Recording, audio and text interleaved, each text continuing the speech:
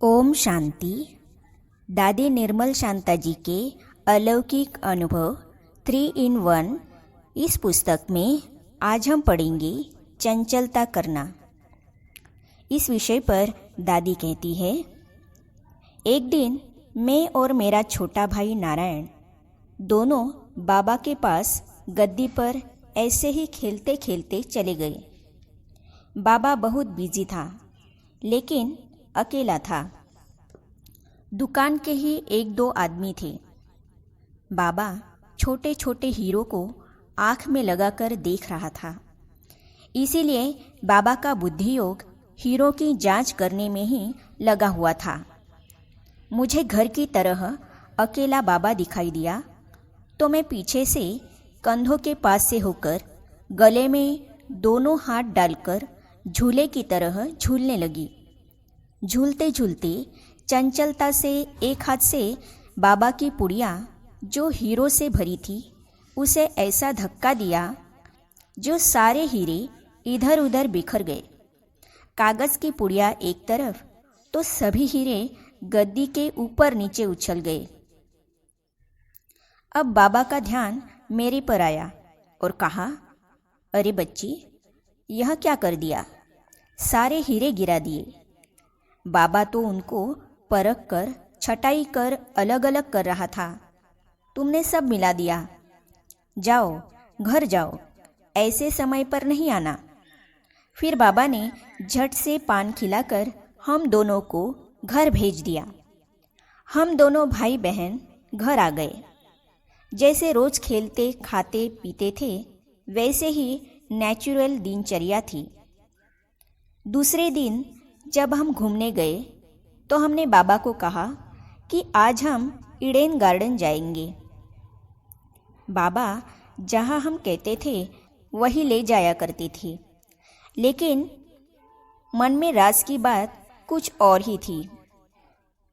10-15 minute खेलने के बाद हम दोनों ने बहाना बनाया और बाबा से कहा, बाबा आज पेट में बहुत दर्द है, मैं घर जाऊंगी। बाबा ने तो सच मानकर ड्राइवर को कहा कि बच्चों को घर छोड़कर वापस गाड़ी ले आना। हम दोनों तुरंत घर चले आए। अब घर में प्रथम मंजिल तल्ले में गद्दी अर्थात दुकान थी। रोज सुबह सुबह दरबान या नौकर आदि गद्दी की सफाई करते थे। कुछ सामान गिरा हुआ हो अथवा इधर उधर हुआ हो तो बाबा को दिन में दे देते थे। मुझे तो मालूम था कि हमने कल जो हीरे बाबा के हाथों से गिराए थे वे तो गद्दी के नीचे भी गिरे थे तथा इधर उधर ऊपर नीचे जरूर मिलेंगे। नारायण और मैं दोनों गद्दी में ही घुस गए। मुनिम जी ने पूछा, आज सुबह सुबह क्यों आए हो? तो हमने कहा, कुछ काम है। वह रोक तो नहीं सकता था। हम तो रोज दिन में आती थी। फिर हमने जो भी हीरे दिखाई दिए उन्हें खोज खोज कर उठा लिया। जितने जल्दी जल्दी उठा सके पूरी गद्दी की छानबीन करके गद्दी की चादर, तकिए, सामान आदि इधर उधर करके हमने हीरे निकाले, पुड़िया बनाकर जेब में डाल लिए। फिर घर चले आए। थोड़ी देर बाद बाबा के आने का समय हो गया। बाबा घर में आने के पहले गद्दी होकर आते थे। जैसे ही बाबा ने गद्दी में प्रवेश किया तो गद्दी में तो तूफान मचा हुआ था। सारा सामान इधर उधर पड़ा हुआ देखा तो आश्चर्य से मुनिम जी को पूछा कि यह किसने किया? मुनिम जी ने कहा कि आज सुबह सुबह पालू और नारायण आपसे पहले ही आ गए थे तथा सारे हीरे जो कल उन्होंने आपके हाथ से इधर उधर गिराए थे चुन चुन कर पॉकेट में भरकर ले गए हैं। अच्छा, यह बात है क्या? बाबा तो बहुत चतुर सुजान और बहुत ही विशाल दिल वाला था। एक सेकंड में सब समझ गया कि यह तो बच्चों की रमणीक चंचलता है। कोई बात नहीं, गद्दी से हीरे घर ले गए हैं, वो तो मिल जाएंगे। अतः बाबा बेफिक्र हुआ और जैसे रोज आता था वैसे ही घर में आया। हमें डर था कि बाबा आने पर कुछ कहेगा तो क्या करेंगे। चोर के मन में तो डर रहता है ना। परंतु मज़े की बात यह थी कि बाबा को तो सब कुछ पता था कि कितने हीरे थे, कितने गिर गए थे, कितनी पुड़िया थी। सारा समाचार जानने पर भी बाबा ने एक शब्द भी नहीं कहा कि आज गद्दी पर यह क्यों किया।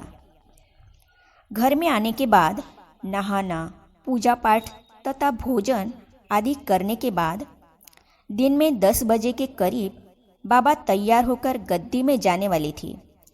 तो अचानक और जानबूझकर बाबा ने मुझसे पूछा, पालू बेटी, आज मालूम है गद्दी पर सुनार अर्थात कारीगर खाली है, कोई काम नहीं है। तुम्हें क्या चाहिए बोलो, आज फ्री टाइम में सुनार बना देगा। बस मैंने कहा, हाँ बाबा, मुझे एक हीरे का बक्कल अर्थात जो सिर पर बालों की सजावट के काम आता है चाहिए। बाबा ने फिर पूछा, अच्छा और क्या चाहिए? मैंने कहा, हाँ बाबा, उसमें कुछ म्यूज़िक वाला बनाना चाहिए। नारायण ने भी अपनी अंगूठी बनाने की बात कही। बाबा ने सब ऑर्डर लेकर कहा, अच्छा बच्ची, इसमें तो बहुत हीरे लगेंगे, शायद कुछ कम पड़ेंगे। आज ही सुनार फ्री है, लेकिन कुछ हीरे और चाहिए। क्या तुम्हारे पास भी कुछ हीरे हैं? तो सब मिलाकर बाबा सुनार को अभी ही दे देगा, तो रात तक बन जाएगा। हम भोले बुद्धू बच्चों को इतनी तो अक्ल थी ही नहीं कि कुछ छिपाए, इसलिए झट कहा, हाँ बाबा, मेरे पास इतने हैं। नारायण ने भी कहा है कि उसके पास इतने हैं।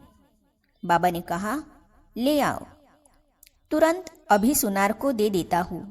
कल सुबह बक्कल और अंगूठी मिल जाएंगे। बाबा कहते थे, बच्चियाँ देवियाँ है।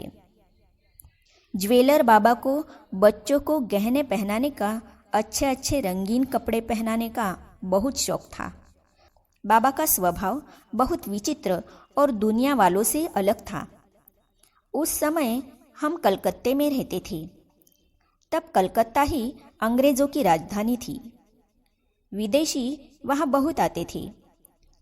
बाबा हम बच्चियों को शक्ति के रूप में देखता था। कहते थे, ये बच्चियाँ देवियाँ हैं। बाबा जो भी नई ज्वेलरी बनाता था उसको पहले मुझे पहनाता था। जब ग्राहक गद्दी पर आते थे तो उनको बाबा सैंपल दिखाता था, कैटलॉग, सूची पुस्तिका दिखाता था। सब देखने के बाद वे लोग कहते थे, लखीराज बाबू, आपकी बेटी ने जो पहने हैं ना, वैसे ही डिट्टो ज्वेलरी हमें बना के देना। मैं भी वही बैठी रहती थी अथवा वहाँ आया जाया करती थी, तो वे मुझे देखते थे। अपने अनुभवों में दादी जी आगे कहती है कि एक बार कलकत्ते में रानी एलिजाबेथ आई थी। उस समय बाबा ने हीरो का एक बक्कल बनाया था। तो इसे हम पढ़ेंगे अगली कड़ी में। तो ये जानने और पढ़ने के लिए इस चैनल को सब्सक्राइब करने के साथ ही साइड में जो बेल आइकॉन है उसे भी क्लिक कीजिए, ताकि आने वाली सभी वीडियो और अब तक की सारी वीडियो आप तक पहुंचती रहेगी। ओम शांति।